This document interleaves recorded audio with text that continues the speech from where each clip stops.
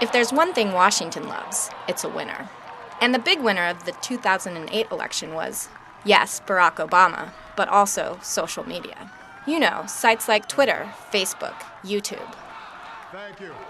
With Obama proving the success of online tools to mobilize the grassroots, Capitol Hill has embraced social media as a way to connect with constituents and drive legislative agendas. Twitter has become my most effective and an immediate way of communicating with my constituents. And not only is it immediate communication with my constituents, but you can use it to build a legislative strategy. Right. And so Twitter has actually become an important component in building a legislative strategy to effectuate change in the United States Congress. Of course, rapid-fire mobilization is a two-way street. Issue advocacy groups and lobbyists are aggressively using the same tools to influence Congress. The business of advocacy, if you will, is changing a little bit, changing a lot around these tools, and people are realizing how valuable these tools are, that they're not just things that your teenagers are doing because they're fun, but they're really essential tools to driving advocacy. Cleary helped develop the Fix Housing First campaign, a lobbying effort orchestrated by a group of home builders to include a homebuyer tax credit in the stimulus bill. The campaign centralized all of its information on its website, drove traffic via Google's AdWords system, and used a Twitter feed to urge tax credit supporters to contact their legislators. The effort was a success and has turned Cleary into a social media evangelist.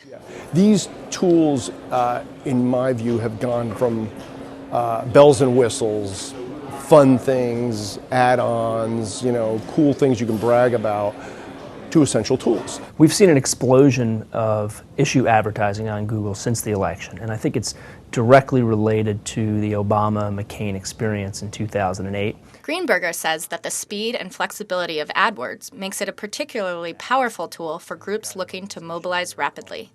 We interviewed Greenberger on Earth Day, and he demonstrated how advocacy groups on both sides of the climate change debate were buying targeted ads around key terms. Frequently what people do after hearing something on television or reading about it in the paper, they'll do an online search to find more information. So the exact moment when a user is looking for information about global warming, Google allows an advertiser to put their message in front of their eyes.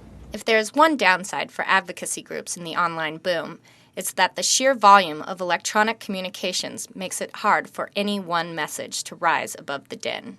A study from the Nonpartisan Congressional Management Foundation found that congressional offices are getting overwhelmed by the flood of communications pouring in. Congressional staff sizes have not changed dramatically since the 1970s, and so when you have the same number of staffers, for the most part, that offices had in the 1970s, that was long before fax machines, long before the internet, long before Twitter, certainly, you have offices who are really struggling to keep up with the increased volume. For their part, members of Congress are acutely aware of this problem. At a recent panel, some of the more connected members extolled the virtues of social media, but admitted the tools will become less effective as more people use them. I think as time goes on, if it gets overused, if I get, 2,000 tweets in 15 minutes that say the same thing, I can assure you that every one of them will not get read in full. But with an ambitious president tackling a whole host of issues all at once, the flurry of issue-oriented lobbying going online has only just begun. For everywhere we look, there is work to be done. The state of our economy calls for action, bold and swift, and we will act, not only to create new jobs, but to lay a new foundation for growth.